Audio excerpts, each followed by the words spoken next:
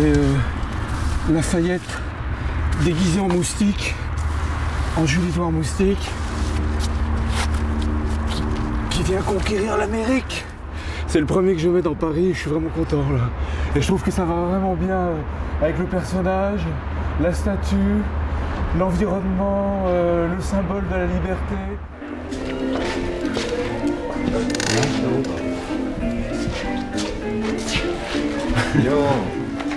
Je pars de tags que j'ai fait sur une feuille, donc avec un petit feutre ou un petit stylo, des tags que je répète en fait pour en faire carrément des zones presque complètement noires, tu vois, qui sont hyper saturées, il n'y a plus de blanc qui circule.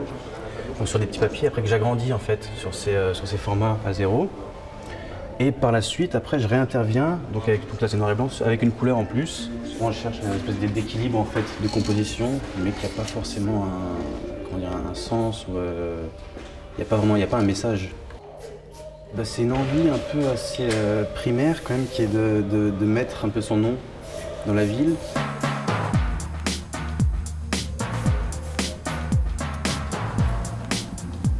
J'utilise ces photos axées sur le thème des véhicules pour les placarder sur les murs de Paris, où j'essaye de faire une sorte de voyage dans le temps, comme si les véhicules avaient disparu et que les murs de Paris devenaient support à accrocher des souvenirs de véhicules qui auraient disparu de la ville pour la rendre aux êtres humains.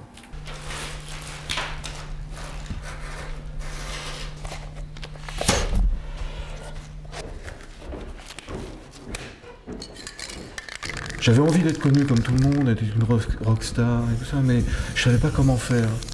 Moi, la seule chose que je savais faire, c'était un peu dessiner, non ? Et j'ai trouvé ce moyen.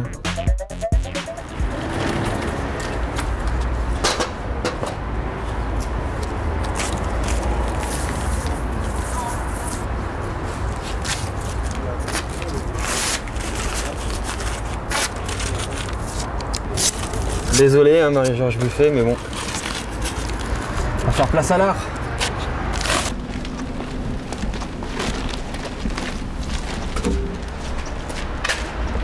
Je suis passé en correctionnel pour avoir fait des pochoirs sur les murs de Paris. Donc maintenant, je les fais sur papier, que je découpe et que je colle. Il n'y a pas d'agression, il n'y a pas de détérioration. Mais on se trouve devant la maison de Serge Gainsbourg, la maison qu'il a occupée pratiquement toute sa vie. Et maintenant c'est devenu un lieu culte pour tous les artistes graffitistes de Paris qui viennent y laisser des messages à l'intention de Serge.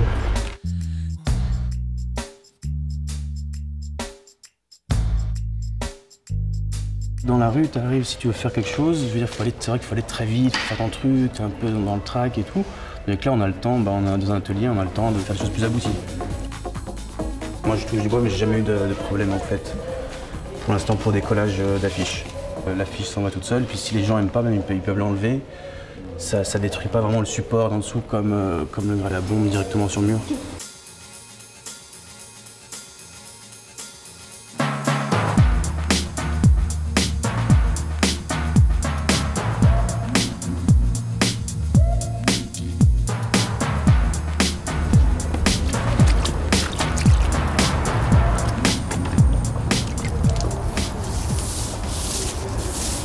Ce n'est pas très autorisé. Mais bon, je privilégie les endroits où il y a déjà quelque chose. Comme ça, j'espère que je ne dégrade pas plus que ce qu'il y avait avant. Je suis pas tellement serein quand je travaille dans la rue, parce que je suis un petit peu nerveux. C'est toujours un peu angoissant de travailler devant des gens déjà. C'est un peu dur.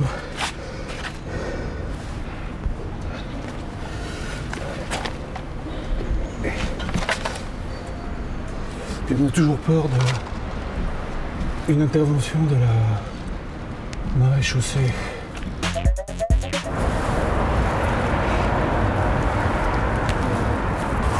aimeront pas trop.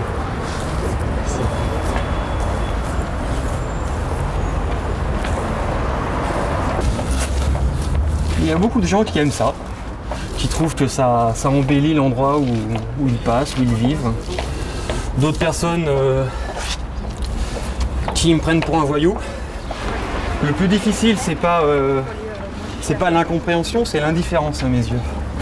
Je fais beaucoup de photos de véhicules, de voitures, ouais. Et après je les remets dans la rue pour faire partager au public mon travail artistique. Ça change un tout petit peu, non? Qu'est-ce que vous en pensez, hein? Oui. Ouais? Pourquoi pas, c'est sûr. Hein. Oui, enfin bon. Vous prenez des photos de voitures, ouais. Et ensuite vous. Je les recolle sur les murs. Non, mais je veux dire toutes les petites lettres qui sont là. Ah, ça c'est mon nom. Ah bon? C'est mon nom, mon pseudonyme d'artiste. Très bien. Merci. Bonne journée. Ça, c'est ce que je préfère. Réaction in situ de quelqu'un totalement étrangère au phénomène de l'art urbain, mais qui arrive quand même à être touché par ce que je fais. Alors ça, c'est une belle victoire.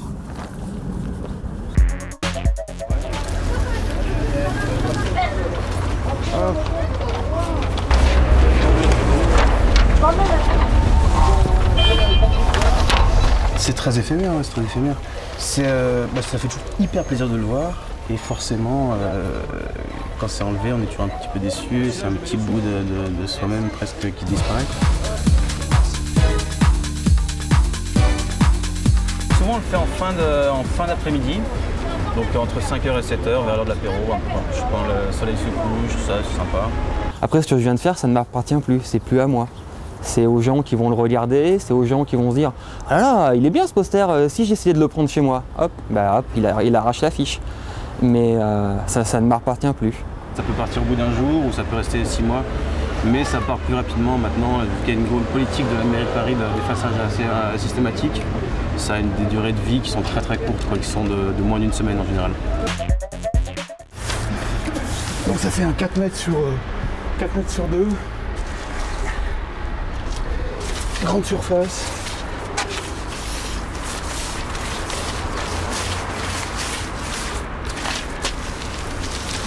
J'espère que ça va rester quelques jours quand même. Je pars, ça va travailler tout seul, des gens vont le voir, vont se demander qu'est-ce que c'est, qui a fait ça, pourquoi. Et puis il y aura des retombées par internet certainement. Comme j'ai signé, les gens cherchent et puis ils m'envoient des messages, ça m'arrive souvent.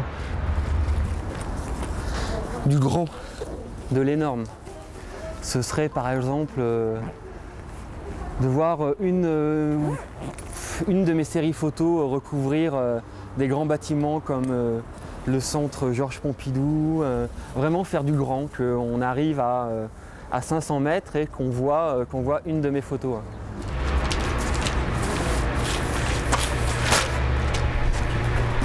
Mon plus grand rêve, ce serait de pouvoir intervenir dans la légalité.